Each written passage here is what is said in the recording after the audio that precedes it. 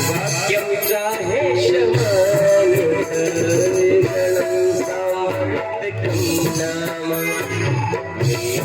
नाम चांदकार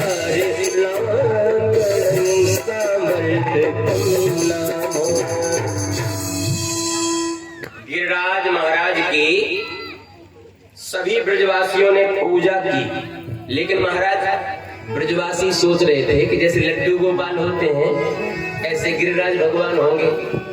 लेकिन जब गिरिराज जी के दर्शन किए ब्रजवासियों ने तो उनकी बुद्धि गड़बड़ हो गई। इतने बड़े भगवान 7 कोस में फैले हैं, अगर जल चढ़ाए तो महाराज कहाँ चढ़ाए? जैसे भगवान को स्नान कराना है तो अपन तो उठा के लड्डू गोपाल को बढ़िया अच्छे से स्नान करा देते हैं, सिर से लेके पैर तक। अब गिरिराज भगवान को स्नान कैसे कराया जाए? ब्रजवासी वृंदावन से गोवर्धन एक कलश में कसेड़िया में पानी लेकर के गए थे। वो सोच रहे थे इसी में पूजा भी हो जाएगी और इसी में भोजन भी हो जाएगा। अब पता चला कि पानी तो कम पड़ जाएगा, गिरिराज भगवान के स्नान ही नहीं हो पाएंगे कि कसेड़िया पानी। अब क्या करें? तो महाराज कन्हैया से कहा, बोले लाला देख, हमने तो पहले ही पक्की कर ली कि अगर पूजा में किसी भी चीज की कमी पड़ेगी तो को हमारी सहायता करनी पड़ेगी। अब तू बता, हम गिरिराज भगवान की पूजा के काज जल की व्यवस्था कहाँ करें? जल कहाँ से आवे? वो कन्हैया बोले गिरिराज जी से प्रार्थना करो, अपनी अपनी आँखन्ने बंद करो और ध्यान लगाओ। क्या ध्यान लगाए? ये ध्यान लगाओ कि गंगा मैया यहाँ प्रकट हो रही है, ऐसा ध्यान लगाओ। सब ब्रजवासियों ने नेत्र बंद किए, गिरिराज महाराज का ध्यान लगाया, भगवान श्री कृष्ण ने नेत्र बंद किए और गंगा जी का आवाहन किया, हे गंगा मैया आपकी आवश्यकता है, हम गिरिराज भगवान की पूजा करना चाहते हैं, आप आकर के दर्शन दीजिए और इस पूजा में हमारी सहभागिनी बनिए। उसी समय भगवान ने मन से गंगा जी का ध्यान किया, मानसी गंगा प्रकट हो जाते हैं। बोले मानसी गंगा की। मानसी गंगा प्रकट हो गई महाराज। सब भक्त बड़े प्रसन्न हो गए, ब्रजवासी हर्षित हो गए। अब तो महाराज गंगा जी में से जल भर भर के गिरिराज जी को खूब स्नान कराया। तर हो गए गिरिराज भगवान, चमक गए एकदम से। और बढ़िया मलयागिरी चंदन घिस करके लगाया गिरिराज भगवान के मस्तक पे, पूजा की। ब्रजवासी बोले देख भैया भोग लगाए भी को समय आ गया, और हमने पहले तो पक्की करी कि भोग ऐसे ना लगे हो तुलसी पत्र छोड़ के और घंटी बजा दे भोग लगे हो, ऐसे भोग ना लगे हो। फिर कैसे लगे हो? बोले तेरे गिरिराज भगवान को प्रकट है करके अपने हाथन ते भोग आरोगनो पड़ेगो, भोग ग्रहण करना पड़ेगो। अब कहाँ है तेरे गिरिराज भगवान जो अपने हाथन ते भोजन करेंगे? कन्हैया बोले आंखें बंद करो, गिरिराज भगवान तो हम सबके साथ में ही हैं, हम सबके बीच में ही हैं, बस हम समझ नहीं पा रहे हैं। आंखें बंद करो, वो सामने आ जाएंगे। जैसे ही सबने नेत्र बंद किए, गिरिराज भगवान को बुलाया तो भगवान श्री कृष्ण ही एक रूप से तो खड़े हैं ब्रजवासियों के बीच में, और एक रूप से 2 भुजाएं और बढ़ा ली। अभी 2 थी तो 2 भुजाएं और बढ़ा ली, 4 हो गई। और थे तो वैसे ही के वैसे जाके बैठे गिरिराज जी पर्वत के बीच में पेट के ऊपर। ऐसी सुंदर मुरली बजाई, सबकी आंखें अरे बोले कन्हैया मुंह को तो ऐसा लगे गिरिराज भगवान ने मैंने कहीं देखो हुए। कन्हैया ने सोचा ऐसा नहीं कि पकड़ा जाऊंगा, ये तो मैं ही हूँ, तो पिटाई घले ब्रजवासी हैं। कन्हैया बोले भैया एक शकल के कई लोग हो गए, और ये तो भगवान है, सब में विराजमान है, ये भगवान ही है गिरिराज भगवान, इनकी पूजा करो। आप ही पूजे आप पूजावे, मतलब स्वयं एक रूप से पूज रहे हैं और एक रूप से पूजा कर रहे हैं, मतलब भगवान भी खुद है और पुजारी भी खुद है। क्या दिव्य लीला करते हैं हमारे ठाकुर जी।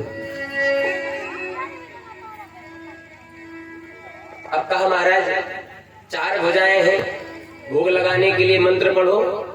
सब ब्रजवासी कहने लगे तदीयं वस्तु गोविंद तुभ्यमेव समर्पये गृहाण सुमुखो भूत्वा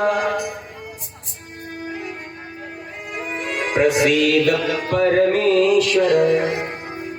हे गिरिराज भगवान, ये जो हम 56 भोग लेकर के आए हैं ये आपके ही दिए हुए हैं और हम आपको समर्पित करते हैं, आप इन्हें ग्रहण कीजिए।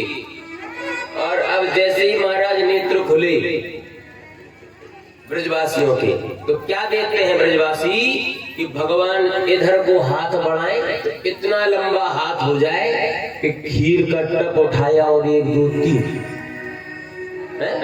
खीर के टप साफ, जलेबी की परात उठाई और साफ, यहाँ कड़ी का टप उठाया एक बार में साफ, यहाँ चावल की परात उठाई एक बार में साफ।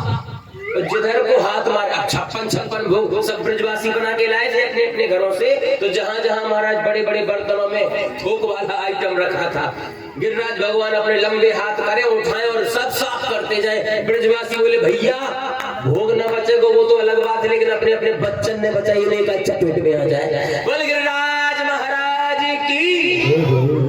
खूब दिव्य भोजन ग्रहण किया गिरिराज भगवान ने।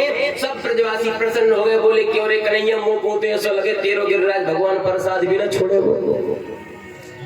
आपको पता है हम लोग भगवान को भोग लगाते हैं और कुछ लोग नहीं भी लगाते हैं। बहुत से लोग ऐसे हैं जो भगवान को बिना भोग लगाए भी भोजन कर लेते हैं। अभी भगवान को जब हम भोग लगाते हैं तो 10 रोटियां अगर हमने भगवान के सामने रख दी और जब आप भोग लगाने के बाद उठाओगे तो उसमें 10 रोटियां ही बचती हैं कि नहीं? फिर भी लोग आलस कर जाते हैं भोग लगाने में। एक बात बताओ, अगर भगवान को हमने 10 रोटियां रखी और अगर उनमें से 5 भगवान खा जाए तो फिर कल से लगाओगे आप? जैसे 1 गिलास दूध है हमारे पास, एक गिलास दूध है और हमें पीना भी है, और फिर भगवान को अगर भोग लगाया और पूरा 1 गिलास भगवान डकार गए तो कल से आप भोग लगाओगे? 2% लोग भोग लगाएंगे, बाकी सब बंद। भगवान भावग्राही है। आप सिर्फ भगवान के सामने भोजन की थाली रखो और आंखें बंद करके, वो सूक्ष्म आहारी है, स्थूल नहीं। जो दिखाई देता है भगवान उसको ग्रहण नहीं करते हैं, लेकिन जो दिखाई नहीं देता है उसे भगवान ग्रहण कर। हमने अपनी मेहनत करके जो अन्न धन कमाया है वो उनको समर्पित कर देते हैं, फिर आंखें बंद करके हम सूक्ष्म रूप का ध्यान करते हैं, प्रभु इसको आप ग्रहण करो। तो भगवान आपके भाव को ग्रहण करते हैं, भावग्राही है भगवान, आपके भाव को ग्रहण करते हैं। उस अन्न का जो दोष होता है उन दोषों का ग्रहण करते हैं। उस अन्न में जो पाप होता है, अघहारी है भगवान, उस पाप को ग्रहण कर लेते हैं और उस अन्न को शुद्ध बना करके आपको दे दिया करते हैं। जैसे हमारे पास एक सोने की अंगूठी है और वो बहुत मैली है, बहुत गंदी है, हम सुनार को देंगे कि भैया इसे आप साफ कर दो, तो सुनार अपने केमिकल में डालेगा, उस अंगूठी को घोलेगा और जैसे आपकी थी उससे कई गुना अधिक सुंदर बना करके आपको दे देगा। वो अंगूठी नहीं लेगा, आपकी अंगूठी नहीं लेगा, बस उसका जो मैल है, उसकी जो गंदगी है, सुनार उस गंदगी को अपने पात्र में ले लेगा और स्वच्छ करके चमका करके आपको वो अंगूठी वापस कर देगा। उसी प्रकार जब हम भगवान को भोग लगाते हैं तो जो भोजन, जो अन्न हम उनको देते हैं वो अन्न भगवान नहीं लेते, उस अन्न में जो दोष होता है उस दोष को भगवान ग्रहण कर लेते हैं और शुद्ध अन्न बना करके हमारे लिए छोड़ देते हैं कि लो अब ये प्रसाद बन चुका है, इसे तुम ग्रहण करो। जब हम भगवान का प्रसाद पाते हैं तो हमारी बुद्धि शुद्ध हो जाती है। गिरिराज भगवान ने सुंदर भोग ग्रहण किया महाराज।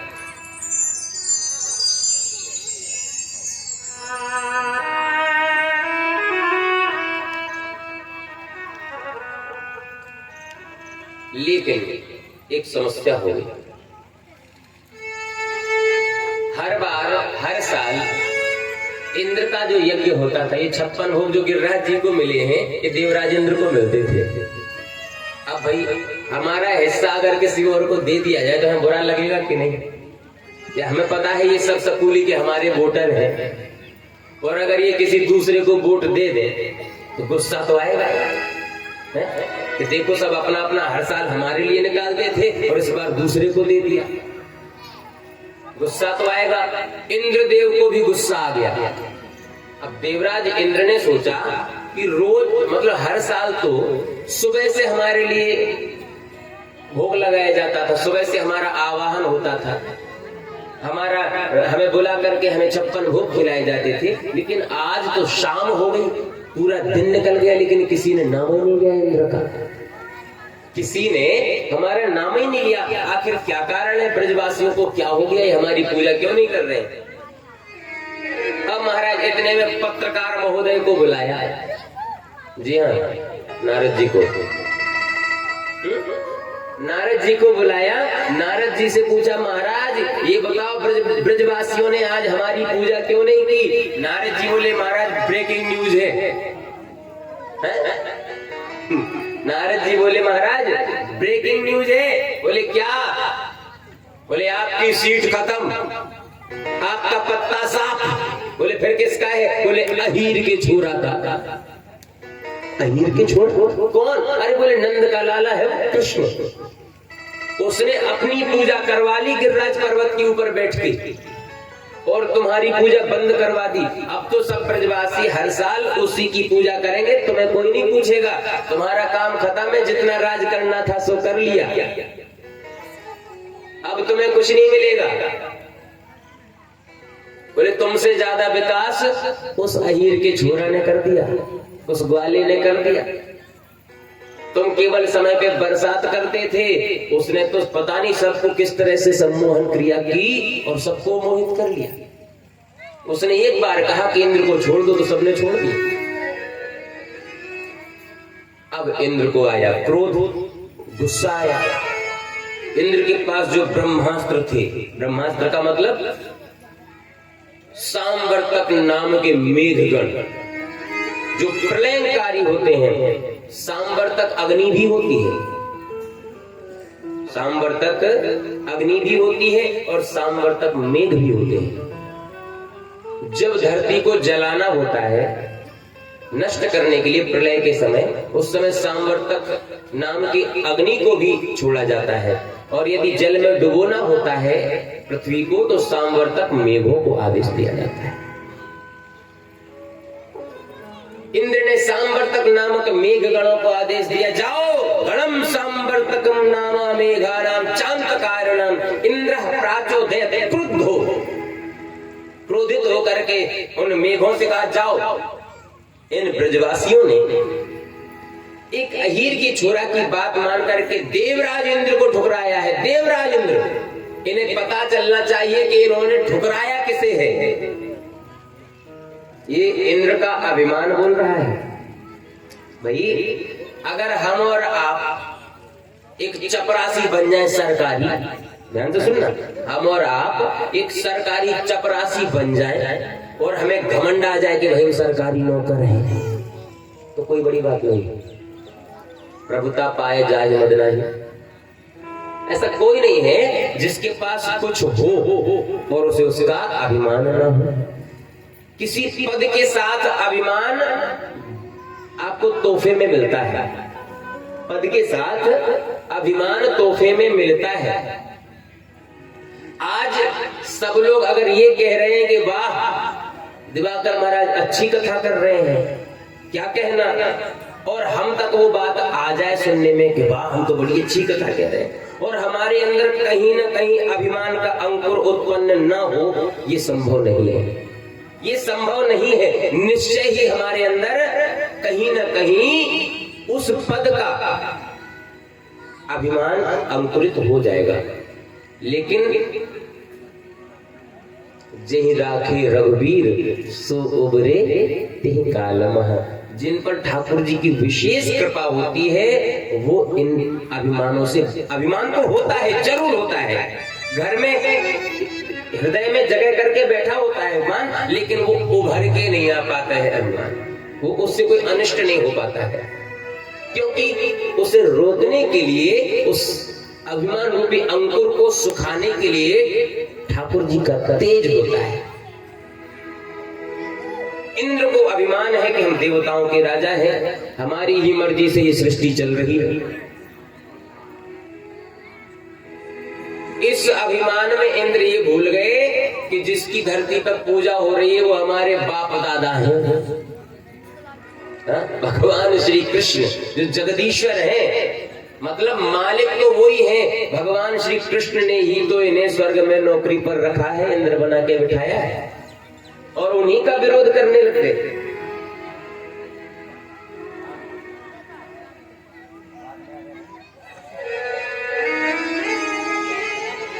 इंद्र ने सांवर्तक मेघों को आदेश दिया, जाओ पूरे ब्रजवासियों को वृंदावन समेत ब्रजमंडल समेत डुबा दो पानी में, और महाराज गड़गड़ गड़गड़ गड़गड़ गड़गड़ मेघों की गर्जना होने लग गई। सूर्य बादलों में ढक गया, अंधेरा छा गया, काले काले बादल घनघोर घटाएं छाने लग गई, और महाराज की बरसने लग गई। साधारण बरसात नहीं हुई है, अखंड मूसलाधार की बरसात हुई है। मूसल के समान मोटी मोटी धाराएं गिरी। हम शास्त्रीय प्रमाण के अनुसार यदि आपको बताएं कि मूसलाधार क्या होता है, शास्त्रीय प्रमाण के अनुसार एक हाथी का पैर जितना मोटा होता है, ये शास्त्रीय प्रमाण है। हाथी का पैर जितना मोटा होता है उतनी मोटी बरसात की बूंद गिरी। और अखंड का मतलब होता है जिसका खंडन न हो, जो बूंद टप टप करके ना गिरे, सीधी धार गिरे सर, इसको बोलते हैं अखंड मूसलाधार की बरसात। मतलब टप टप टप टप रिमझिम बारिश नहीं हो रही है, हाथी के पैर के जितनी मोटी धाराएं गिर रही हैं।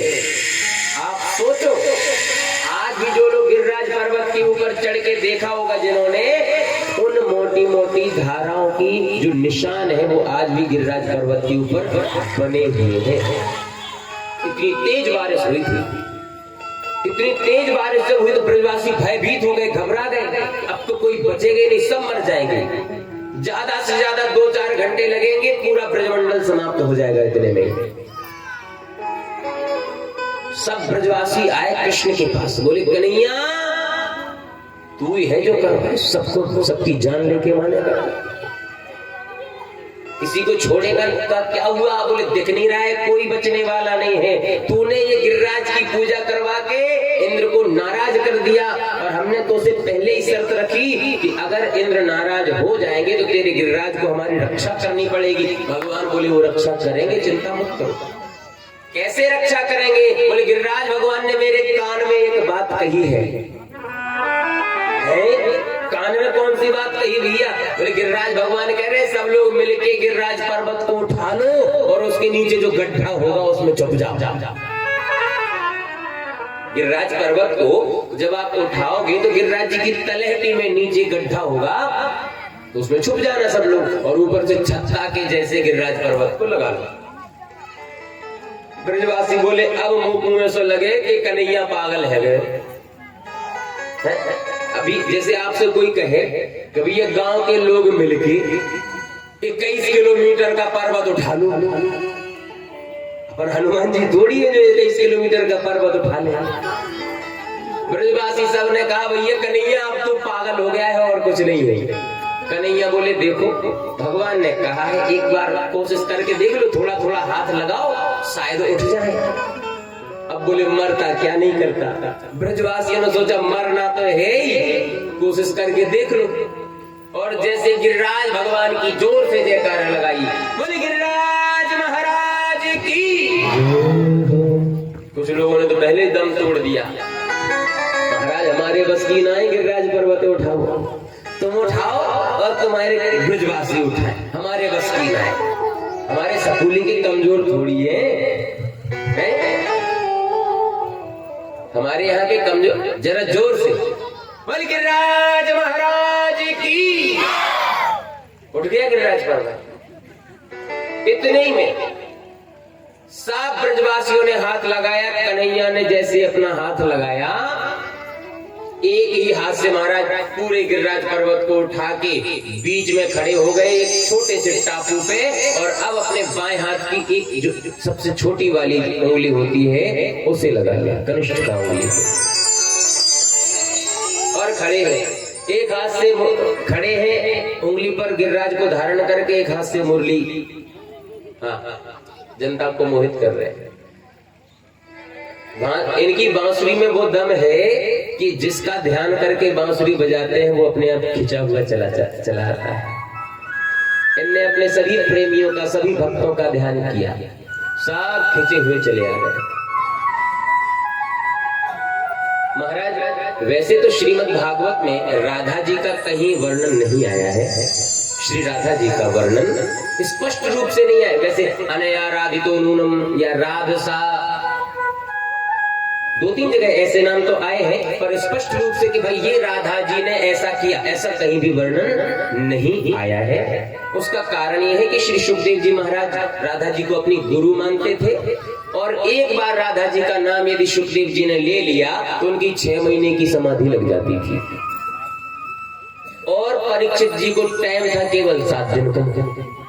अगर बीच कथा में राधा जी का नाम लिया और उनकी समाधि 6 महीने की लग गई तो परीक्षित जी की तो मुक्ति हो ही नहीं सकती थी, भागवत जी अधूरी रह जाती। इसलिए सुखदेव जी ने कथा पूरी सुनाई, लेकिन एक गोपी कहा, ये नहीं कहा कि राधा रानी, जो विशेष गोपी का नाम लेते थे कहते एक गोपी विशेष, वैसे सब गोपियों का नाम लिया लेकिन सिर्फ राधा जी का नाम उन्होंने नहीं लिया। जब राधा जी का काम आता तो कहते थे एक गोपी, विशेष गोपी, ये कह देते थे। वैसे राधा जी का नाम गर्ग संहिता में आया है, अन्य कई ग्रंथ, श्रीधरी टीका आदि में, वंशीधरी टीका आदि में, कई ग्रंथों में, कृष्णायन में, कई ग्रंथों में आया है राधा जी का। सिर्फ भागवत जी में सुखदेव जी ने इसे बोला है, इसलिए नहीं आया, क्योंकि सुखदेव जी अगर बोलते तो समाधि लग जाती, कथा हो नहीं पाती पूरी। महाराज श्री राधा रानी, ब्रजवासी सब इकट्ठे हो गए, कृष्ण भगवान को घेर के खड़े हो गए। कितने दिन तक बारिश हुई सब जानते हैं, जितने दिन तक भागवत चलती है 7 दिन तक, 7 दिन तक अखंड मूसलाधार की बरसात हुई। हमारा जीवन कितने दिन का है, मैंने पहले दिन बताया था, हम सबका जीवन कितने दिन का है, 7 दिन का। अच्छा गणित सही है, अच्छा 7 ही है। कई बार ऐसे हो जाता है कि 7 दिन का, हमारा जीवन 7 दिन का है। श्रीमद् भागवत की कथा 7 दिन की है।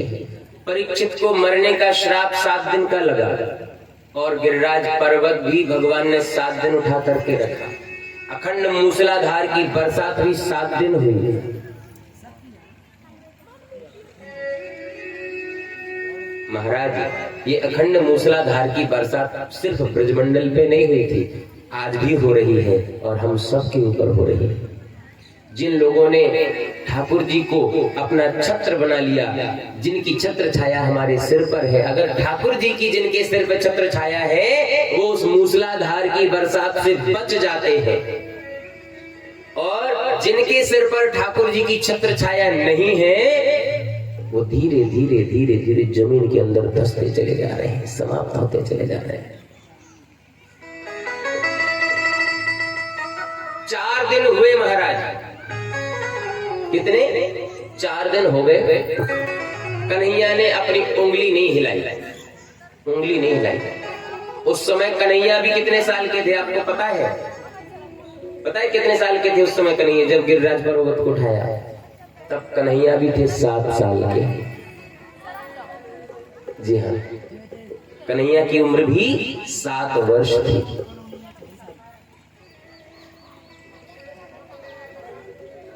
ब्रजवासियों ने कहा कन्हैया तूने तो ऐसे अपनी उंगली लगा रखी है जैसे इस छोटी सी उंगली ने ही पूरे गिरिराज पर्वत धारण करो, और हम सब जो बड़े बड़े पहलवान, बड़े बड़े शक्तिशाली सूरमा इतनी मोटी मोटी लाठियां लगा करके खड़े थे, ये सब बेकार है। एक काम कर लाला, तू मैया यशोदा के पास जा, गोदी में जाकर के बैठ, थोड़ा आराम कर ले, 4 दिन है हम सब संभाल लेंगे गिरिराज पर्वत। कन्हैया बोले बाबा ये गिरिराज है तो हमने ही धारण किए, भगवान श्री कृष्ण ने कई जगह संकेत दिया कि हम भगवान हैं, लेकिन श्री राम ने कहीं संकेत नहीं होने दिया कि हम भगवान हैं। श्री राम ने पूरी मर्यादा का पालन किया, जो जो मनुष्य पर बीतती है वो सब भगवान राम के ऊपर बीती। लेकिन श्री कृष्ण ने कई जगह ऐसा किया, जैसे मरे हुए गुरुपुत्र को जिंदा करके ले आए, अर्जुन के साथ जाकर के ब्राह्मण के मृतक 6 पुत्रों को वापस करके ले आए, देवकी के मरे हुए 6 पुत्रों को जीवित करके पुनः वापस किया। तो ये तो मनुष्य का काम हो ही नहीं सकता। भगवान कृष्ण ने कई, इसीलिए तो कहते हैं रामचरित्र अति पवित्र। राम जी का चरित्र तो पवित्र है, मनुष्यों के समान साधारण है, लेकिन कृष्ण चरित्र अति विचित्र। कृष्ण भगवान का चरित्र बड़ा विचित्र है। कहते बाबा गिरिराज तो हमने ही धारण किए हैं। अब ब्रजवासी हंसने लगे कि देख लो भैया, यह धरती में धरे नंदलाला को ये कहता है कि इतने बड़े 21 किलोमीटर के 7 कोस की गिरिराज यानी अकेले धारण किए। एक काम कर लाला, अपना हाथ हटा ले, हमें तेरो एहसान न चाहिए, हमें तेरो एहसान न चाहिए, अपने हाथ ने हटा ले। कन्हैया बोले तो हटा लो, सच में हटा लो, हो सकता है आप लोगों ने धारण किए होंगे, सच में हटा लो। हाँ हटा ले, हमें तेरो एहसान न चाहिए। ठीक है बाबा तो मैं हटाऊं? हाँ हटा ले। कन्हैया ने जैसे अपनी उंगली को थोड़ा सा नीचे किया, ज्यादा नहीं, हटाया तो है ही नहीं, थोड़ा सा नीचे किया तो जो ब्रजवासियों की मोटी मोटी लाठियां लगी थी सब चट्टे चट्टे चट्टे चट्टे करके टूटने लगे। वो ब्रजवासी घबराए, अब तो गिरिराज पर्वत सिर पे आने वाले हैं। अरे लाला बचा ले, अरे लाला संभाल, अरे कन्हैया संभाल, हमारी लाठियां सब टूट गई। कन्हैया ने संभाल लिया। लाला एक बात बता, इतने बड़े गिरिराज ने अकेले कैसे धारण किए? इतने बड़े गिरिराज तूने अकेले कैसे धारण किए? कन्हैया कहते हैं ये तो आप सबका प्रेम है। अरे बोले प्रेम गया भाड़ में, तू सही बता। तो बोले सुनो,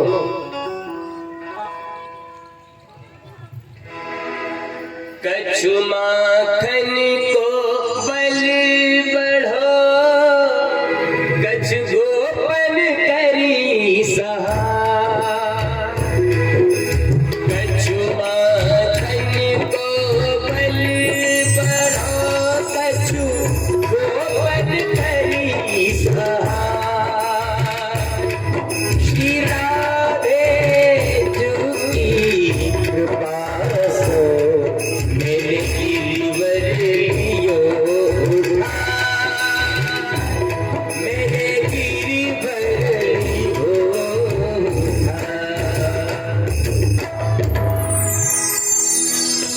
चोरी कर करके माखन खायो, बाकी ताकत कहां जाएगी?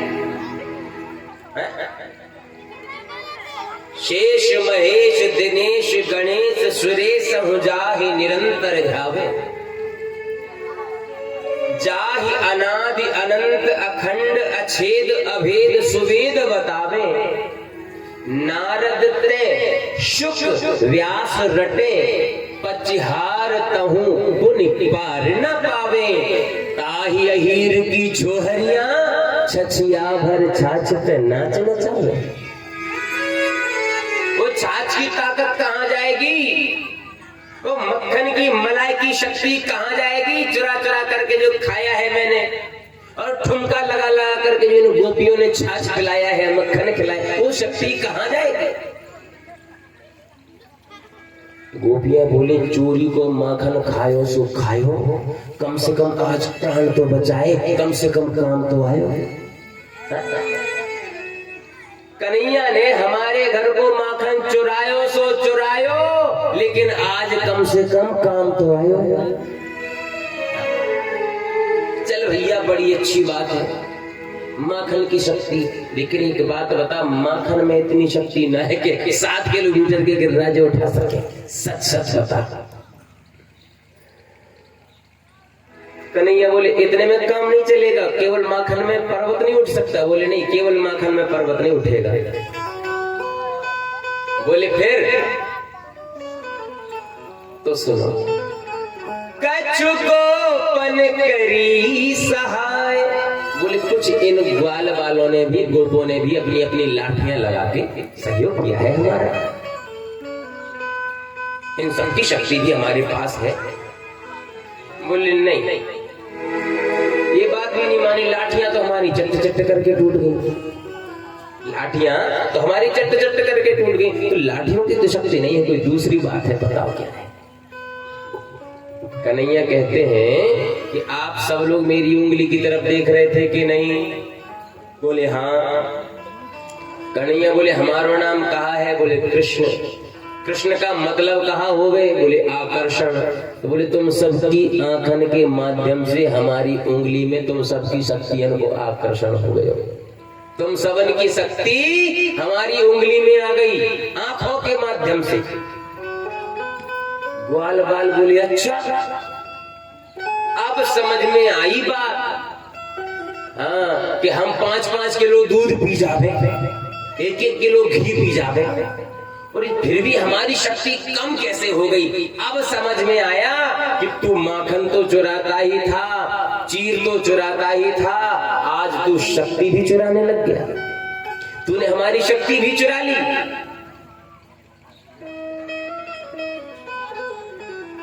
लेकिन कन्हैया एक बात बता, हमारी शक्तियां भी इस पर्वत पर उठाने के लिए कम हैं, और कुछ कारण है? बोले हाँ है ना। क्या? श्री राधे जू की कृपा सो मैंने गिरिवर लियो उठाए। राधा रानी मेरे सामने खड़ी है, तो उनकी ये राधा रानी कौन है?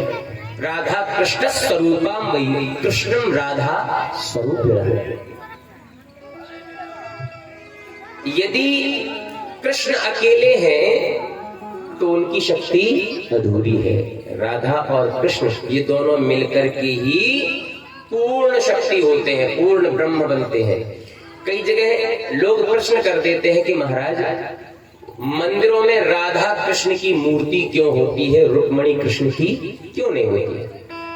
बहुत लोगों ने प्रश्न किया है कि महाराज राधा जी का तो विवाह नहीं हुआ है कृष्ण के साथ, तो लोगों में गलत संदेश जाएगा कि अपनी प्रेमिका के साथ कृष्ण भगवान खड़े हैं और उनकी सब पूजा करते हैं, पत्नियों के साथ भगवान खड़े नहीं होते हैं, ना उनकी पूजा होती है। गलत संदेश जाएगा इससे। तो सबसे पहली बात तो गर्ग संहिता में स्पष्ट लिखा हुआ है कि राधा और कृष्ण भगवान का विवाह हुआ है। भगवान जब बिल्कुल छोटे से थे, कृष्ण भगवान को गोद में लेकर के नंद बाबा भांडीर वन में गए। कहाँ? भांडीर वन ब्रज में। कुछ लोग यहाँ से जो वृंदावन जाते हैं, कुछ लोग गए भी होंगे भांडीर वन घूमने के लिए, दर्शन करने के लिए, तो देखा होगा। भांडीर वन में गए कृष्ण भगवान को लेकर के, गोद लेकर के। इतने में भगवान की प्रेरणा से अचानक से आंधी तूफान चलने लगा और घनघोर घटाएं छा गई, बिजली तड़कने लग गई, अखंड मूसलाधार की बारिश होने लग गई, और महाराज अब चारों तरफ दिखना बंद हो गया, दिखना बंद हो गया, अंधेरा छा गया। उस समय भगवान श्री कृष्ण जो छोटे से थे वो नंद बाबा के हृदय से चिपक गए और रोने लग गए। भगवान श्री कृष्ण रोने लग गए। जब कृष्ण को डरा हुआ देखा, कांपते हुए देखा, रोते हुए देखा, तब नंद बाबा भी भयभीत हो गए कि अब हम अपने लाला की रक्षा कैसे करें। उस समय उन्होंने श्री हरि की शरण ग्रहण की। भगवान नारायण की स्तुति उन्होंने की जंगल में खड़े खड़े। तब अचानक से देखते हैं कि एक दिव्य प्रकाश आया सामने से, और उस दिव्य प्रकाश में कई किरणें साथ में चल रही हैं। श्री राधा रानी प्रकट हुई। कौन? उसी जंगल में श्री राधा रानी आ गई, विशाल रूप धारण करके, दिव्य रूप धारण करके राधा रानी आई है। साधारण रूप में नहीं आई, दिव्य रूप में आई है, प्रकाश पुंज लेकर के। जैसे ही राधा रानी का दर्शन नंद बाबा ने किया, तुरंत हाथ जोड़ के उन्हें प्रणाम किया, राधा जी की स्तुति की और कहा मैं आपको पहचान गया हूँ, आप रास रासेश्वरी हैं, ब्रह्म की आद्य शक्ति हैं, आप इन कन्हैया की रक्षा कीजिए, अभी ये बाल रूप में है, इन्हें सुरक्षा की आवश्यकता है, आप इन पर कृपा कीजिए और इन्हें अपनी गोद में ले लीजिए। नंद बाबा के कहने से राधा रानी ने नंद बाबा को बहुत शुभ आशीष दिए और कन्हैया को अपनी गोद में ले लिया। जैसे ही कन्हैया को गोद में लिया तो देखते ही देखते भगवान श्री कृष्ण भी जैसे राधा जी दिव्य रूप में थी, वैसे ही वो छोटे से नन्हे मुन्ने से नंदलाल भी दिव्य रूप धारण कर लेते हैं। बोले राधा कृष्ण भगवान की। ये बात अपनी आंखों से इस दृश्य को नंद बाबा देख रहे हैं। उसी समय गर्गाचार्य जी आ जाते हैं। उसी मन गर्गाचार्य जी ने राधा कृष्ण भगवान को प्रणाम किया और नंद बाबा से कहा कि बाबा इस समय राधा और कृष्ण भगवान का विवाह संपन्न करवा दो, क्योंकि राधा जी श्रापित हैं, इन्हें 100 साल तक वियोग होगा भगवान श्री कृष्ण से, इसलिए इनका विवाह अभी करवा दो। कहा हम कैसे करवाएं, आप हमारे गुरु हैं, आप ही विवाह कर दो। तो बोले इनका विवाह करवाने की हिम्मत हम में भी नहीं है। गर्गाचार्य जी ने भी मना कर दिया। बोले इनका विवाह पढ़ने की शक्ति हम में भी नहीं है। अगर ये मनुष्य रूप में होते तो हम विवाह पढ़ सकते थे, लेकिन इस समय दिव्य रूप में है, अपने प्रत्यक्ष रूप में है। वैसे तो ये अनादिकाल से एक ही है, लेकिन फिर भी इनका विवाह करने के लिए हम ब्रह्मा जी का आवाहन करते हैं। और ब्रह्मा जी का आवाहन किया, ब्रह्मा जी प्रकट हुए, चारों मुखों से ब्रह्मा जी ने राधा कृष्ण की स्तुति की।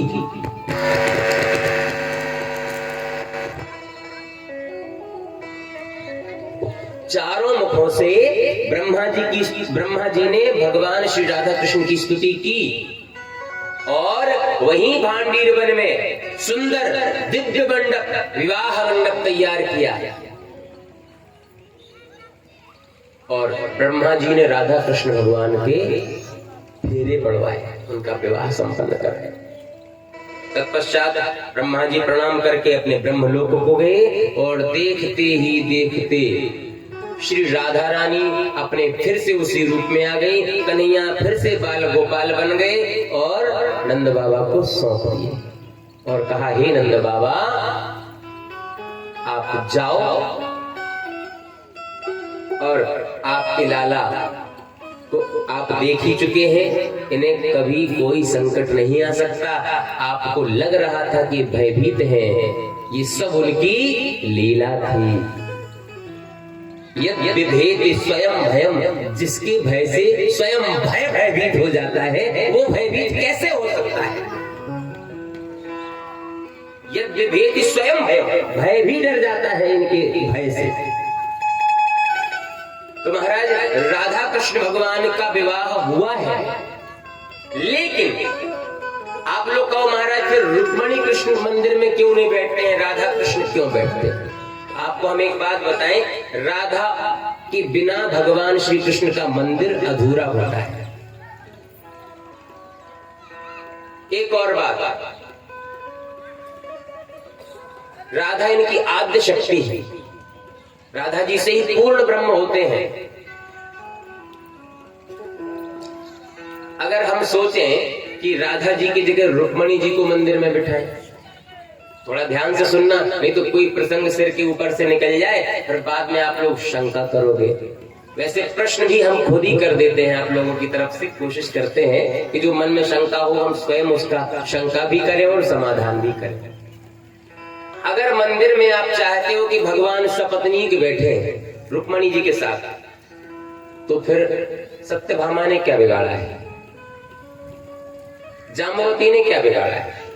फिर आपको इतना बड़ा मंदिर बनाना चाहिए जिसमें राधा जी भी बैठे, रुक्मणी जी भी बैठे और पूरी 16,108 बैठे, क्योंकि वो तो समदर्शी है। फिर तो सब रानियों को साथ में जगह चाहिए। फिर इतना बड़ा मंदिर बनाओ आपके सब रानियों के साथ बैठे, क्योंकि सब रजिस्टर्ड है, 2 नंबर वाली थोड़ी, तो सबको बिठाना पड़ेगा मंदिर में। इसलिए महाराज जो भगवान श्री कृष्ण को पूर्ण कर देती हैं वो राधा रानी ही है। इसलिए राधा कृष्ण की पूजा मंदिर में होती है। इसका हमें गलत संदेश नहीं देना चाहिए दोस्तों।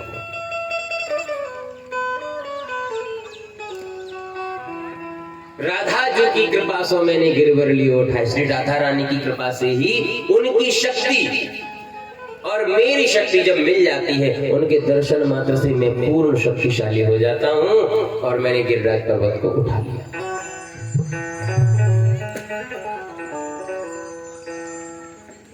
ब्रजवासियों ने जब 7 दिन पूरे हो गए, तब बादल खाली हो गए, बादल बरस बरस गए हार, बादल खाली हो गए, थक गए। इंद्र के पास पहुंच गए, बोले महाराज पानी का कोटा खत्म है, अब बरसात नहीं हो सकती है। इंद्र ने सोचा 7 दिन तक अखंड मूसलाधार की बरसात हुई है तो धरती पर कुछ बचा ही नहीं होगा, धरती पर कुछ नहीं बचा होगा, ब्रजमंडल का तो पता ही नहीं। कहा चलो अब चल के देखते हैं क्या नजारा है। इंद्र ने आकर के ऊपर से देखा, अरे यहाँ तो धूल उड़ रही है, धूल उड़ रही है।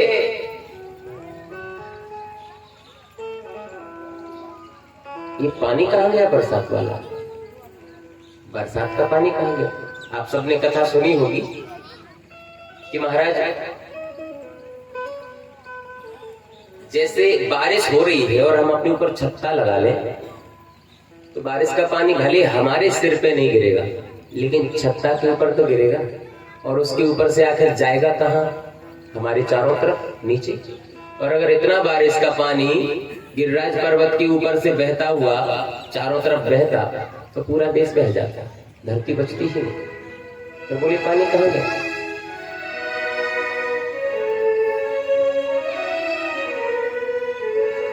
अधिक समय तो हम नहीं लेंगे, शायद पिछली बार तालाब पे हमने जब कथा सुनाई थी तो ये प्रसंग हमने आप लोगों को सुना दिया था कि एक बार महाराज पार्वती जी की इच्छा हुई कि हम 108 ब्राह्मणों को भोजन कराना चाहते हैं।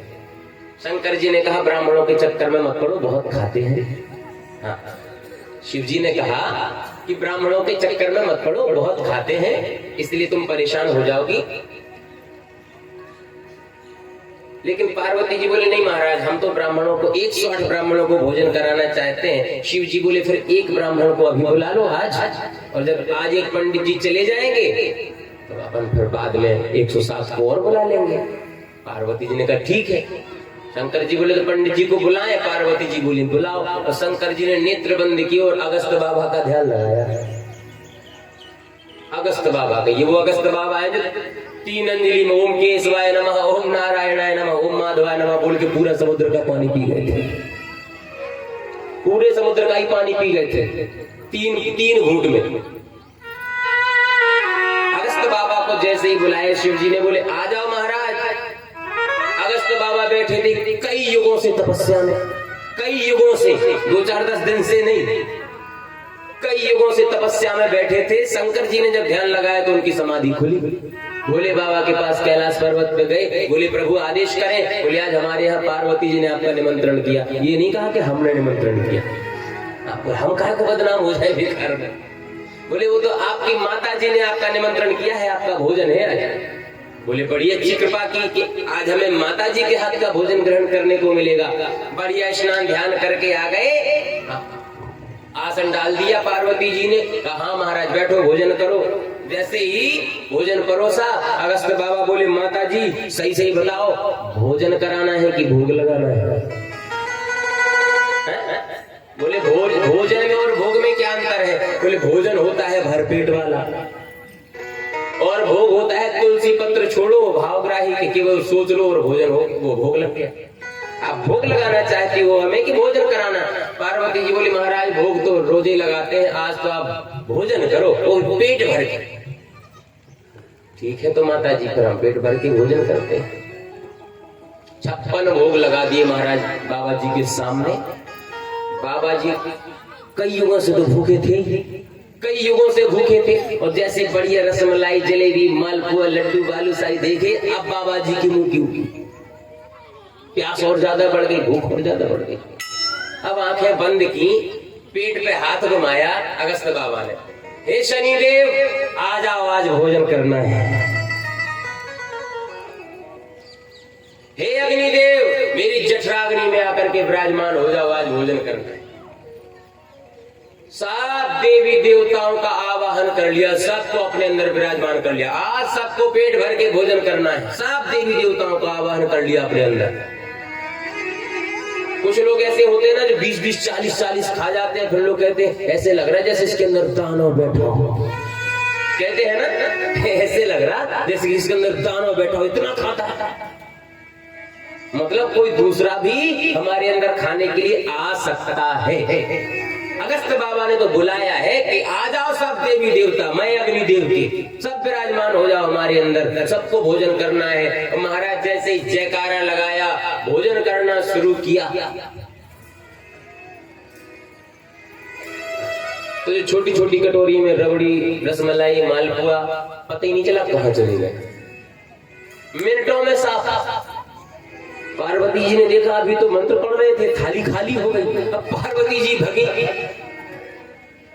आकर के परोसा, वहां कह रहे वाह माता जी इतना स्वादिष्ट भोजन। पार्वती जी ने सोचा इन्हें कटोरियों से काम नहीं चलेगा, बड़े बर्तन की जरूरत है। तो महाराज बड़े बड़े पात्रों में खीर, मालपुआ, रबड़ी, बालूशाही, रसगुल्ला इत्यादि परोसना शुरू कर दिया। अब अगस्त बाबा पाते जा रहे हैं, पार्वती जी वहां कढ़ाई चढ़ा दी दोबारा से। सोचा था इतने में तो 108 ब्राह्मणों के भोजन हो जाएंगे, लेकिन एक ही ब्राह्मण साफ कर गया, तो फिर से भटिया जलाई। हाँ, तो फिर से कढ़ाई चढ़ाई। अब पार्वती जी हैं अकेली, अब बनाना भी है और परोसना भी है। और बाबा जी ने जैसे सुबह 8 बजे भोजन शुरू कर दिया, तो रात के 8 बज गए, लेकिन बाबा जी ने पानी नहीं मांगा।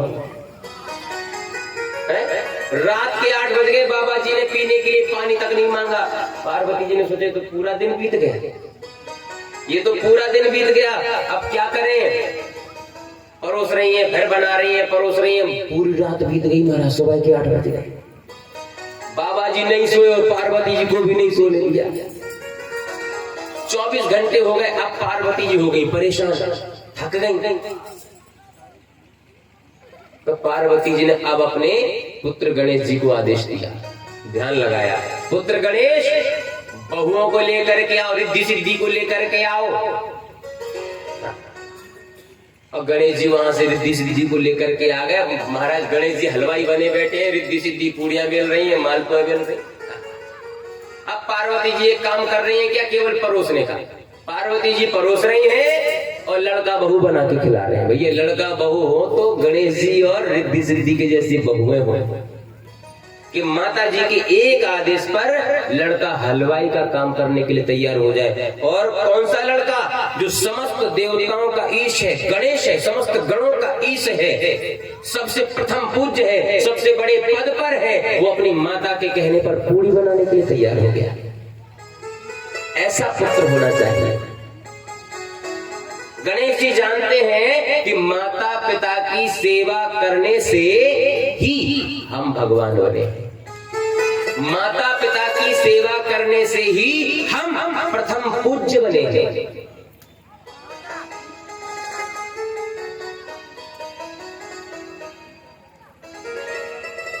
एक बार होड़ लगी कि महाराज कार्तिकेय में और गणेश जी में होड़ लगी कि माता पिता की सबसे पहले परिक्रमा कौन करेगा। पृथ्वी की पूरे भूमंडल की परिक्रमा सबसे जल्दी कौन करेगा।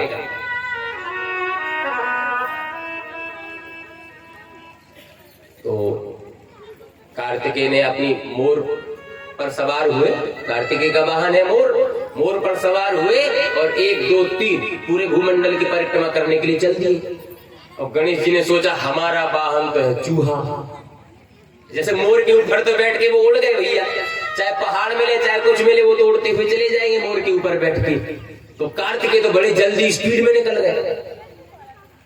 अब गणेश जी ने कहा हमारा वाहन है चूहा, अब हम चूहा पे बैठ के अगर पूरे धरती की परिक्रमा करेंगे तो हमें तो पता नहीं कितने हजार साल लग जाएंगे। क्या किया जाए। तो गणेश जी ने क्या किया, कार्तिकेय निकल गए पृथ्वी की परिक्रमा करने और गणेश जी ने शंकर भगवान को और पार्वती जी को माथा टेक के प्रणाम किया और उन्हीं दोनों की परिक्रमा कर दी। माता पिता की परिक्रमा करके हाथ जोड़ के बैठ गए। बहुत समय के बाद जब कार्तिकेय जी परिक्रमा करके लौट के आए तो कार्तिकेय ने देखा गणेश तो यहीं बैठा है।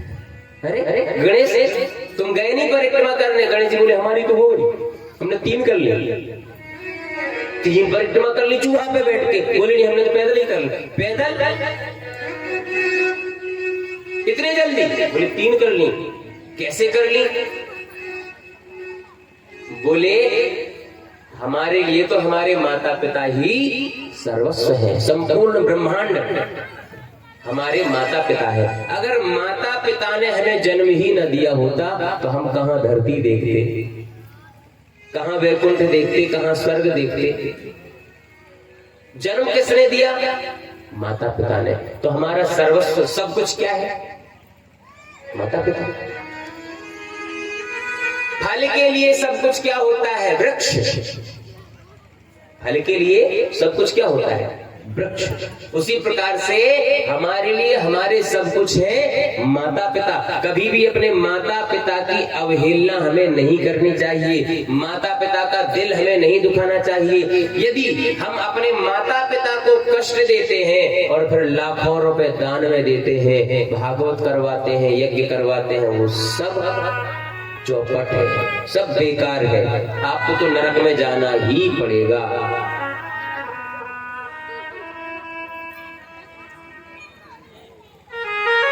माता पिता का सम्मान जरूर करना चाहिए।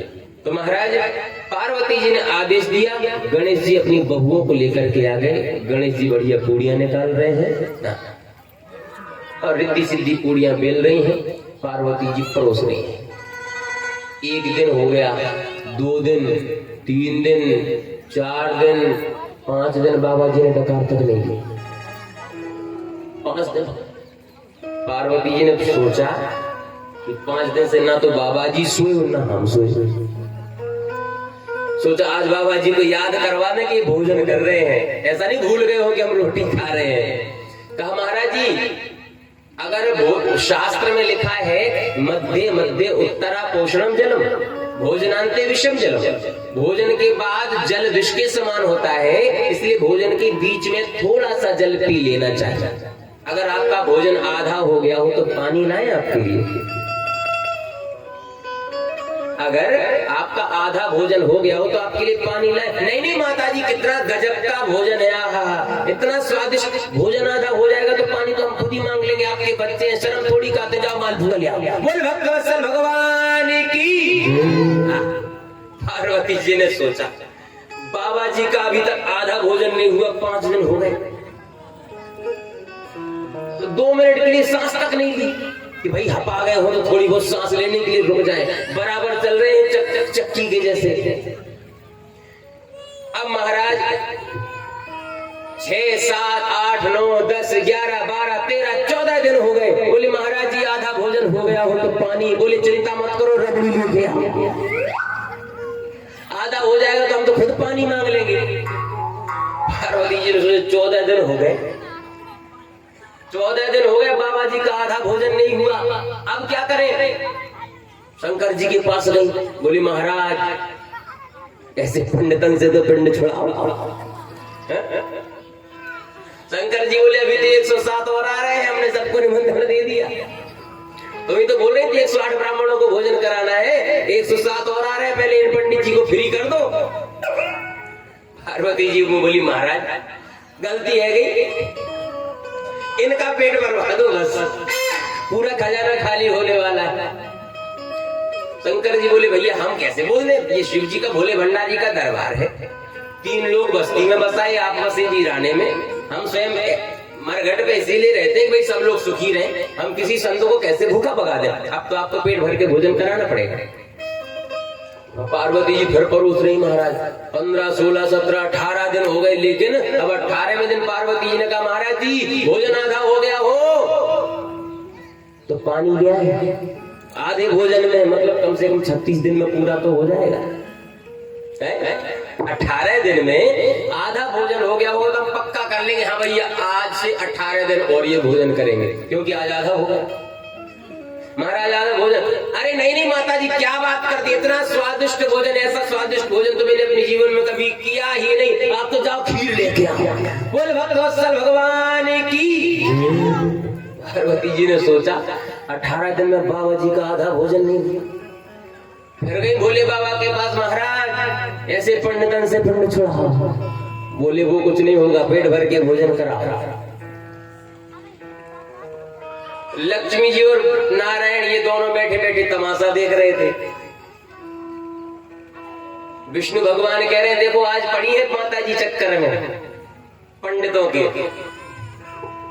लक्ष्मी जी बोली विष्णु भगवान से कि आप जाके सहायता करो, जब जब भगवान भोले बाबा पे संकट आता है तो आप ही तो सहायता करते हो उनकी, आप जा करके सहायता करो।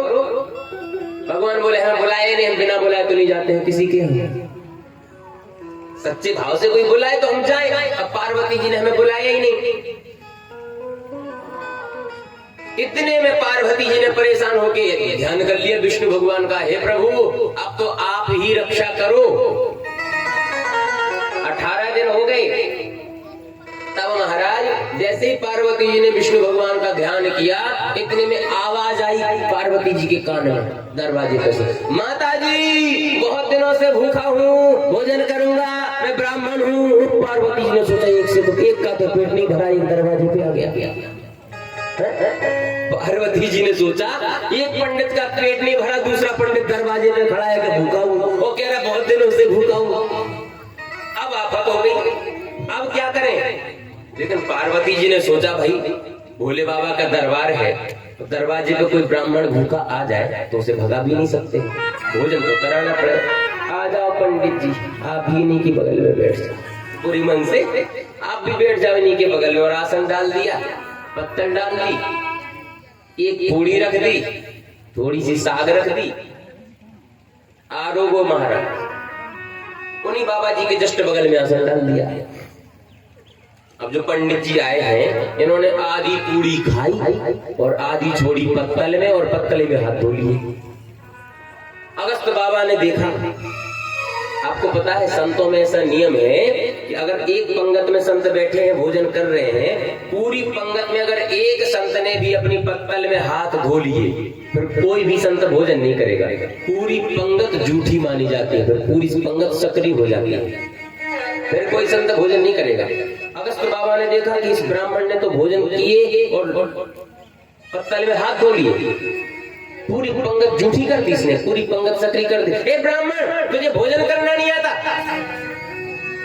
पत्तल में हाथ धो लिए। अरे अगर तुझे भोजन करना नहीं आता तो हमारी बगल में क्यों बैठा, थोड़ा दूर जाके बैठ जाता, फिर भले ही कुछ भी करता रहता। पार्वती जी, ओ माता पार्वती, पूरी पंगत सक्रिय कर दी इस ब्राह्मण ने, अब मैं भोजन नहीं करूंगा, जाओ मेरे लिए जल की व्यवस्था करो। पार्वती जी आगे वहां से हाथ जोड़ के, महाराज क्या कहा, बोले अब मैं भोजन नहीं करूंगा। बोले जी तो बड़ी कृपा करी, और बोले अब मेरे लिए जल की व्यवस्था की जाए। पार्वती जी बोली महाराज हम पे जैसे बने तैसे हमने भोजन तो करा दिए, अब जल के काजे दूसरों जजमान देख लो। हम पे जैसे बनी हमने आपको भोजन तो करा दिए, लेकिन महाराज जल के काजे दूसरों जजमान देख लो। अगर हम आपसे कहें भाई आप जब 18 दिन हो गए आपको और आपका आधा भोजन नहीं हुआ, अब आपको एक आध 2 टैंकर पानी से तो काम चलने वाला है नहीं, एक आध टैंकर 2 टैंकर से तो काम चलेगा नहीं। अगर हम आपसे कहें कि मानसरोवर में जाके पानी पी लो तो आप पूरा मानसरोवर सुखा दोगे, पूरा पी जाओगे। आपसे कहें कि शंकर जी की जटाओं को निचोड़ के गंगा जल पी लो तो उनकी जटाएं सूख जाएंगी पूरी, लेकिन आपका पेट नहीं भरेगा। बोले महाराज पानी के काजे दूसरों जजमान देख ले। ऐसे होता है, भोजन हम जिसके यहाँ करेंगे पानी भी तो उसी के यहाँ पियेंगे, भोजन आपके यहाँ किया तो पानी भी आप ही के यहाँ पियेंगे। पार्वती जी ने तो हाथ खड़े कर दिए, बोले महाराज हमारे पास कैलाश पर्वत पे इतनी पानी की व्यवस्था न है। इतने में जो पंडित जी थे, जो दूसरे पंडित जी आए थे, वो अपने असली रूप में प्रकट हो गए। सशंख चक्रम सक्रीट कुंडलम सपीत वस्त्रम सशरीर 4 भुजानाथ भगवान नारायण प्रकट हो हो गई। भगवान नारायण ने कहा अगस्त्य बाबा से कि महाराज, भोजन आपको पार्वती जी ने कराया है और आपके जल के जजमान हैं हम, आपको पानी हम पिलाएंगे। अगस्त्य बाबा बोले पिलाओ। बोले अभी नहीं। फिर बोले अभी तो अगर हम आपसे कहें कि समुद्र में चले जाओ तो पूरा समुद्र सूख जाएगा और सूखा पड़ जाएगा पूरे दुनिया में, इसलिए अभी नहीं। बोले फिर कब? बोले अब द्वापर युग में हम कृष्ण बन के आएंगे और कुपित होकर के इंद्रखंड मूसलाधार की बरसात करेगा तो पूरा पानी अकेले आपको पीना है, किसी दूसरे को नहीं। पूरा पानी अकेले आपको ही पीना है। अगस्त्य बाबा बोले महाराज तब तक हम क्या करेंगे? द्वापर युग तक हम क्या करेंगे? भगवान ने कहा एक समाधि लगाओ सो युग परिवर्तन हो जाएगा। हा? समाधि लगाओ युग परिवर्तन हो जाएगा। आप तो वहीं जा करके गिरिराज की तलेटी में समाधि में बैठ जाओ, वहीं पे तपस्या करो और जब हम गिरिराज पर्वत को उठाएंगे तो आपकी समाधि भंग हो जाएगी। आपकी समाधि भंग हो जाएगी, फिर जो बरसात का जल होगा पूरा आपको पीना है। आज महाराज जब गिरिराज भगवान को कन्हैया ने उठाया गिरिराज जी की तलेटी में, अगस्त्य बाबा बैठे हैं, उनकी समाधि भंग हुई। समझ गए कि लगता है भगवान का अवतार हो चुका है और अब हमारे पानी पीने का समय आया है। महाराज गिरिराज जी के बाहर निकल करके देखा बारिश तो खूब हो रही, लेकिन पानी हाथ में कैसे आया? अंजलि में एक धार बने तो पानी पिए। अब चारों तरफ बारिश हो रही है, अब पूरी बारिश का पानी कैसे पिए? भगवान से प्रार्थना की, बोले कैसे जजमान हो, फैला रहे हो पानी, इकट्ठा करके दो धार बना के। फैला क्यों रहे हो पानी? इकट्ठा करके दो। भगवान ने आदेश दिया शेषनाग को, तो शेषनाग ने चारों तरफ कुंडली बना ली।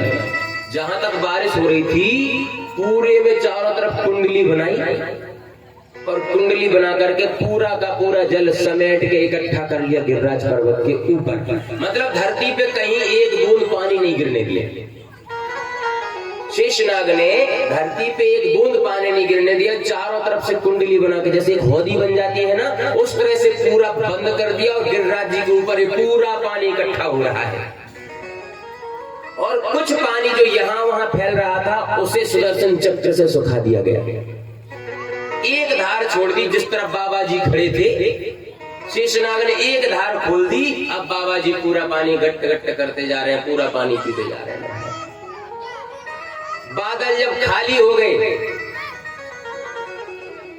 उसके बाद जब सब गिरिराज भगवान को वापस उसी स्थान पे स्थापित कर दिया, इसलिए कहते हैं धूल उड़ रही थी ब्रजमंडल में, क्योंकि धरती पे एक बूंद गिर ही नहीं पाई। धरती पे एक बूंद गिर ही नहीं पाई, पूरा पानी अगस्त्य बाबा पी गए।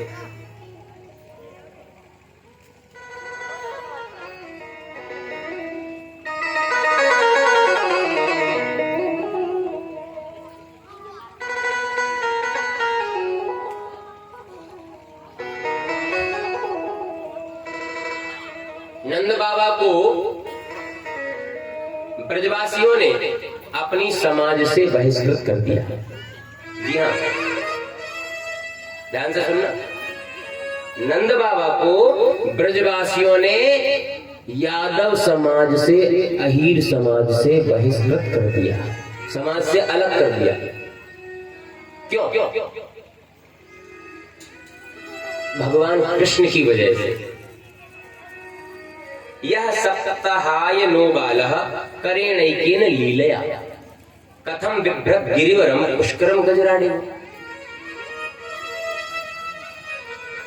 ब्रजवासियों ने नंद बाबा से कहा कि नंद बाबा तुम एक बात बताओ, ये श्री कृष्ण किसके पुत्र है? सच सच बताओ, क्योंकि हमने भी अपने बच्चों को खूब मक्खन खिलाया है, खूब दूध पिलाया है, लेकिन इतने शक्तिशाली क्यों नहीं हो पाए जितना शक्तिशाली तुम्हारा पुत्र है। और इसकी शकल ना तो तुमसे मिलती है और ना यशोदा से मिलती है, कुछ तो गड़बड़ है।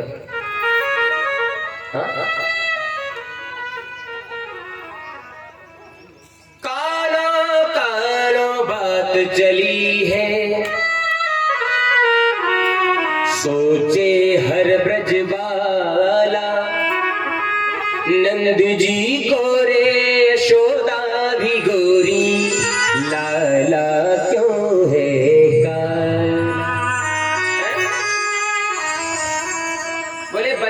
शकल थोड़ी बहुत तो माता पिता में किसी से मिलती जुलती होती ही है, लेकिन तुम्हारे कृष्ण की शकल ना नंद बाबा से मिलती है ना यशोदा से मिलती है। बताओ ये किसका लाला है, कहां से लाए हो इसको? तुम्हारे बच्चे तो हो नहीं रहे थे, बुढ़ापे में आया कैसे? और आया तो तुम दोनों से शकल मिलती जुलती क्यों नहीं है? क्या कारण है? नंद बाबा बोले देखो भैया, ये कोई साधारण बालक नहीं है। जब गर्गाचार्य जी इनका नामकरण संस्कार करने के लिए आए थे, तब गर्गाचार्य जी ने स्वयं कह दिया था कि नारायण समो गुणी, तुम्हारा जो कृष्ण है वो नारायण के समान गुणों वाला होगा। कहा तुमने नामकरण करवाया तब क्यों नहीं बताया, गुप्त रूप में नामकरण क्यों किया? फिर फंस गए नंद बाबा कि बिना समाज को अच्छा, जैसे गांव का मुखिया अगर कोई बड़ा आयोजन रखे तो गांव वालों को तो पता चलना चाहिए ना, लेकिन नंद बाबा ने अपने पुत्र का नामकरण करवा लिया और गांव वालों को पता नहीं चला, तो गांव वाले और ज्यादा रुष्ट हो गए कि आपने हमें बिना बताए नामकरण क्यों करवाया। उसका भी हल बता दिया कि भैया कंस के भय के कारण गुप्त रूप से नामकरण संस्कार करवाया था, लेकिन गांव वाले नहीं माने, समाज से बहिष्कृत कर दिया और वृषभानु के पास गए। राजा वृषभानु के पास, राधा जी के पिता के पास। जब तक वृषभानु की मोहर नहीं लगेगी तब तक ब्रजवासी नंद बाबा को समाज से बहिष्कृत नहीं कर सकते थे। नंद बाबा अध्यक्ष थे उस समय समाज के। वो राजा वृषभानु से कहा कि महाराज आप इन्हें नंद बाबा को समाज से बहिष्कृत कर दो। वृषभानु ने मना कर दिया कि हम नहीं करेंगे, हम उनको बहिष्कृत नहीं करेंगे। तो ब्रजवासियों ने कहा अगर आप नंद बाबा को समाज से बहिष्कृत नहीं करोगे तो हम सब ब्रजवासी मिलकर के आपको ही समाज से बहिष्कृत कर देंगे और कोई दूसरा अध्यक्ष चुन लेंगे। जैसे कोई राजा ज्यादा उद्दंडी हो तो प्रजा को अधिकार होता है दोबारा से चुनाव करवा दे और दूसरा बना दे। तो इन ब्रजवासियों ने कहा कि अगर आप नंद बाबा को समाज से बहिष्कृत नहीं करो तो हम आपको कर देंगे। आपके माथे पे भी कलंक लगा हुआ है। वृषभानु ने कहा हमारे माथे पे कौन सा कलंक है? बोले आपकी जवान बेटी नंदलाल से, नंद के लाला से अकेले में मिलने के लिए जाती है और उसका विवाह नहीं हुआ है। बिना विवाह के आपकी जो वृषभानु नंदिनी है, राधा रानी है, वो श्री कृष्ण से मिलने के लिए जाती हैं। तो आपके माथे पर भी कलंक लगा हुआ है, हम आपको भी समाज से अलग कर सकते हैं। तब वृषभानु ने कहा कि आप लोगों को पता नहीं है, हमारी राधा का विवाह तो श्री कृष्ण के साथ हो चुका है। जिस समय गर्गाचार्य जी कृष्ण का नामकरण संस्कार करके आए थे, सीधे हमारे पास आए थे बरसाने में और हमसे कहा था कि श्री कृष्ण के साथ अपनी राधा जी का विवाह करवा दो। और उसी समय राधा और कृष्ण का विवाह भांडीर वन में श्री ब्रह्मा जी ने करवाया था। साक्षात भगवान है श्री कृष्ण। ब्रजवासी बोले अगर भगवान है तो परीक्षा लो। महाराज परीक्षा ली। नंद बाबा के यहाँ वृषभानु जी ने 100 मुक्तामणियों की मालाएं भेजी। मुक्तामणि इतनी कीमती थी मुक्तामणि कि नंद बाबा के घर में नहीं थी। नंद बाबा के पास मुक्तामणि थी ही नहीं, राजा वृषभानु के पास थी। और नियम ऐसा होता है कि अगर टीका के लिए, मतलब विवाह के कार्यक्रम के लिए टीका के नाम पर अगर लड़का वाले के यहाँ लड़की वालों ने 100 मुक्तामणि की मालाएं भेजी तो नंद बाबा का कर्तव्य था कि वो 200 माला भेजे बदले में। अब नंद बाबा ने देखा कि हमारे पास तो एक भी मुक्तामणि नहीं है, हम 100 की जगह 200 कहां से भेजे। रात में चिंतित थे, सोचा चलो कोई बात नहीं, अब हम ये सब जितनी आई है उतनी की उतनी वापस कर देंगे और कह देंगे भैया हमारी लाला के साथ विवाह नहीं हो पाएगा, हमारी और आपकी बराबरी नहीं है, आप बहुत अमीर हो, हम गरीब हैं। ऐसा नंद बाबा सोच ही रहे थे। इतने में कृष्ण भगवान आए। कन्हैया ने पूछा बाबा कहाँ बात है? बाबा ने पूरी बात बताई तो कन्हैया ने क्या किया, किसी को पता नहीं चला। ध्यान से सुनना, ये कथाएं ऐसी हैं कि साधारणतः सुनने के लिए कम ही मिलती हैं और कम सुनी हुई कथाएं जो होती हैं, अगर वो थोड़ा सा भी ध्यान भटक जाए तो अधूरी रह जाती है, और अधूरा ज्ञान अच्छा नहीं होता। इसलिए शांति पूर्वक ध्यान से सुने। बेटा पानी लेके मत घूमो, जिनको प्यास लगेगी वो अपने ड्राम के पास चले जाएंगे, वहां पी लेंगे पानी। ठीक है, रख दो बाल्टी दूर रख दो, जिसको पानी पीना होगा अभी इंटरवल करेंगे तो चले जाना सब लोग।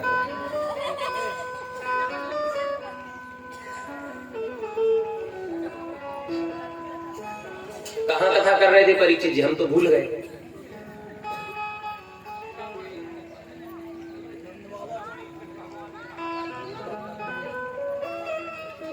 दोनों जगह अपनी अपनी जगह सही है।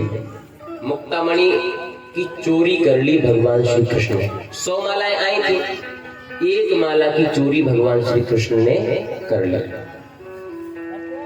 और जाकर के खेत में फेंक दिया।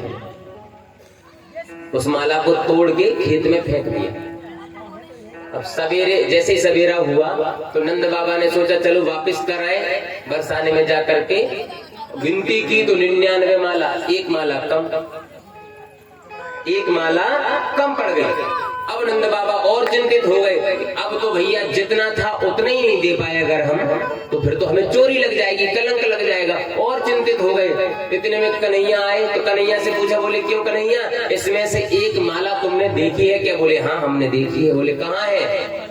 बोले उसे तो हमने खेत में बो दिया था, रात को बो दिया था। बोले हाँ हमने तो बो दिया था।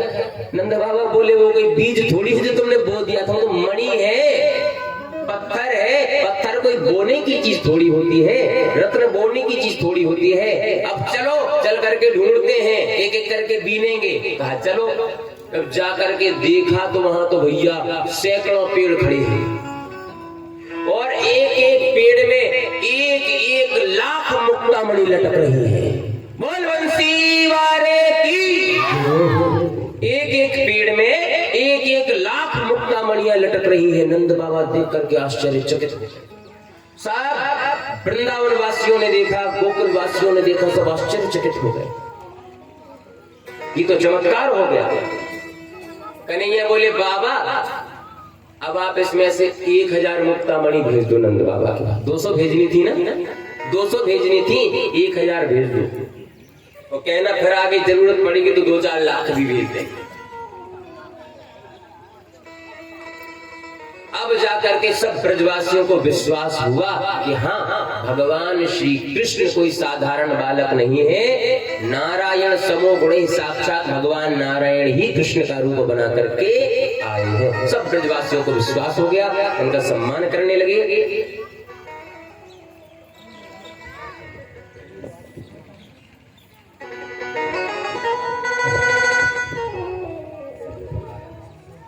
बोलिए बाकी बिहारी सरकार की जय हो।